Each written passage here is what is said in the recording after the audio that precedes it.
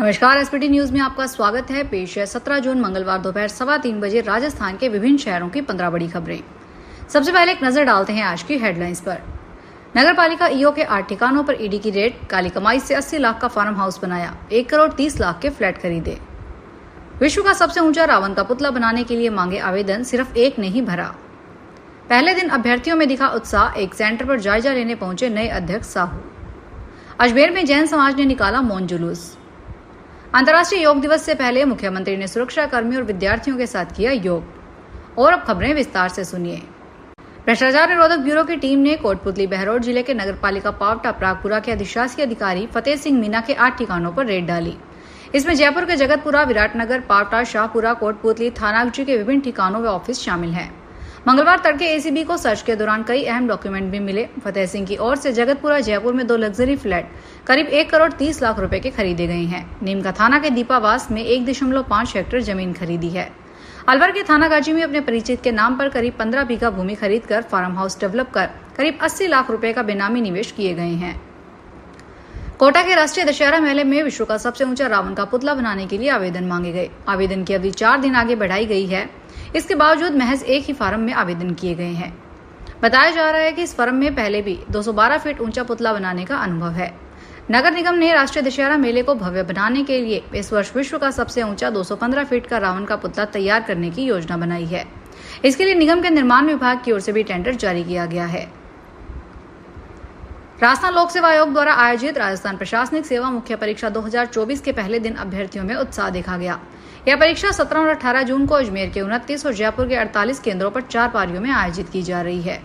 पहले दिन सुबह 9 से दोपहर 12 बजे तक सामान्य अध्ययन की परीक्षा में 84.44% अभ्यर्थियों की उपस्थिति दर्ज की गई। आरपीएससी के नवनियुक्त अध्यक्ष उत्कल रंजन साहू और सचिव रामनिवास मेहता ने अजमेर के केंद्र का दौरा कर व्यवस्थाओं का जायजा लिया। सुबह 8 बजे के बाद देर से पहुंचने वाले अभ्यर्थियों को प्रवेश नहीं दिया गया। जैन साधु साधियों पर हो रहे हमलों और विहार के दौरान जानबूझकर हो रही दुर्घटनाओं के विरोध में अजमेर में मंगलवार को सकल जैन समाज ने मौन जुलूस निकाला। इस शांतिपूर्ण प्रदर्शन में दिगंबर और श्वेतांबर दोनों पंथों के अनुयायी एक मंच पर एकत्र हुए और एकजुटता का संदेश दिया। प्रदर्शन की शुरुआत हाथीबाटा स्थित पावर हाउस से हुई, जहां से मौन रैली रवाना होकर जिला कलेक्ट्रेट पहुंची। सभी श्रद्धालु सफेद वस्त्रों में शांतिपूर्वक हाथों में तख्तियां लेकर चल रहे थे। जुलूस में बड़ी संख्या में महिला, पुरुष, युवा और समाज के गणमान्य शामिल रहे।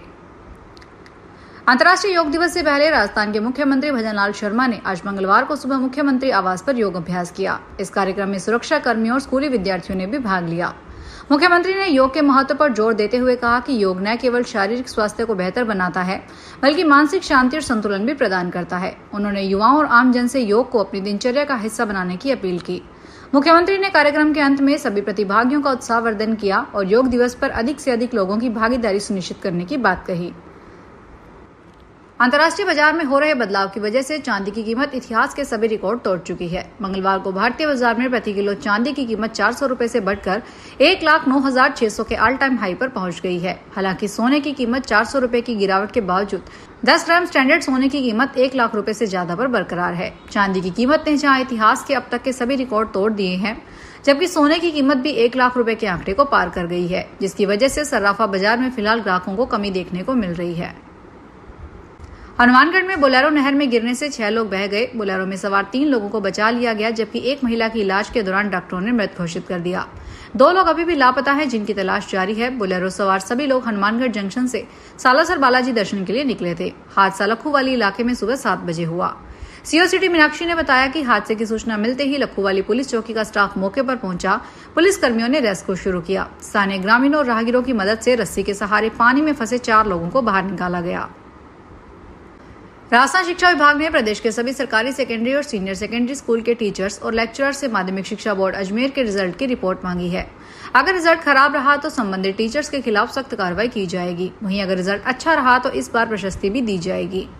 माध्यमिक शिक्षा निदेशक आशीष मोदी ने प्रदेश के सभी जिला अधिकारियों को पाबंद किया है कि अपने क्षेत्र के सभी सरकारी स्कूलों का रिजल्ट शाला दर्पण पोर्टल पर अपलोड करवाएं। 6 जून को ये रिजल्ट अपलोड करना था, लेकिन नहीं हुआ। इसे गंभीरता से लेते हुए आज 17 जून तक ही रिजल्ट अपलोड करने के आदेश दिए गए हैं।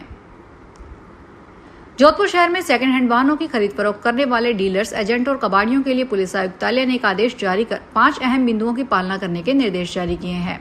पुलिस उपायुक्त शैलेंद्र इंदौरिया की ओर से जारी आदेश में किसी भी तरह के सेकंड हैंड वाहन की खरीद बिक्री करने वालों को उस वाहन और उसकी खरीद बिक्री करने वाले व्यक्तियों की तमाम जानकारी रखनी होगी। इसके साथ ही सीसीटीवी कैमरे इत्यादि भी लगवाने जरूरी हैं। राजस्थान में खनिजों की खोज के लिए आर्टिफिशियल इंटेलिजेंस में मशीन लर्निंग तकनीक का भी सहयोग लिया जाएगा। प्रमुख सचिव खान एवं भू विज्ञान टी रविकांत ने बताया कि पायलट प्रोजेक्ट के तहत भीलवाड़ा और भरतपुर के साथ ही चित्तौड़गढ़ के कुछ स्थानों पर एआई के माध्यम से क्रिटिकल एंड स्ट्रेटेजिक खनिज संभावित क्षेत्रों को चिन्हित किया जाएगा। उन्होंने बताया कि खनिज क्षेत्र में नवाचार के तहत एआई के उपयोग का निर्णय किया गया है और इसके लिए Rajasthan state mineral exploration trust RSMIT द्वारा केंद्र सरकार एवं नोटिफाइड प्राइवेट एक्सप्लोरेशन एजेंसी के साथ काम शुरू किया जाएगा। जोधपुर में जलदाय विभाग की लापरवाही के चलते ग्रामीण क्षेत्र में रहने वाले लोगों को पीने के पानी को लेकर समस्याओं का सामना करना पड़ रहा है। इसी को लेकर मंगलवार को जोधपुर के झालामंड पंचायत में रहने वाले लोगों के सब्र का बांध फूट पड़ा और महिलाओं ने सड़क पर जाकर धरना प्रदर्शन शुरू कर दिया। महिलाओं ने इस दौरान सड़क जाम कर दी और प्रशासन के खिलाफ नारेबाजी की। केंद्रीय संस्कृति एवं पर्यटन मंत्री गजेंद्र सिंह शेखावत ने जोधपुर में मीडिया से बातचीत के दौरान प्रधानमंत्री नरेंद्र मोदी को साइप्रस में मिले सर्वोच्च सम्मान पर गर्व व्यक्त किया है। उन्होंने कहा कि जब पीएम को कोई देश अपने सर्वोच्च सम्मान से सम्मानित करता है तो ये 140 करोड़ भारतीयों की क्षमता, संकल्प, जज्बे और हौसले को भी सम्मान होता है। शेखावत ने कहा कि प्रधानमंत्री मोदी ने अपने कूटनीतिज्ञ सूझबूझ और वैश्विक मंच पर प्रभावी उपस्थिति से भारत का गौरव बढ़ाया है। उन्होंने विश्व के कोने कोने में जाकर भारतवासियों के लिए सम्मान अर्जित किया, जो प्रत्येक भारतीय के लिए गर्व का विषय है। मुख्यमंत्री मंगला पशु बीमा योजना के तहत पशुओं के हेल्थ सर्टिफिकेट के साथ ही उनकी बीमा पॉलिसी भी जारी की जाएगी। इसमें यह काम अपने निर्धारित समयावधि में पूरा हो सकेगा। पिछले वर्ष की बीमा पॉलिसी जारी करने की धीमी गति को देखते हुए पशुपालन, डेयरी एवं देवस्थान विभाग मंत्री जोराराम कुमावत ने सर्वेयर की संख्या में बढ़ोतरी करने के निर्देश दिए हैं। वर्ष 2024-25 में कुल 16,72,000 ऑनलाइन आवेदन प्राप्त हुए थे। इनमें से पशुपालन विभाग ने 9,76,000 पशुओं के हेल्थ सर्टिफिकेट जारी कर दिए हैं।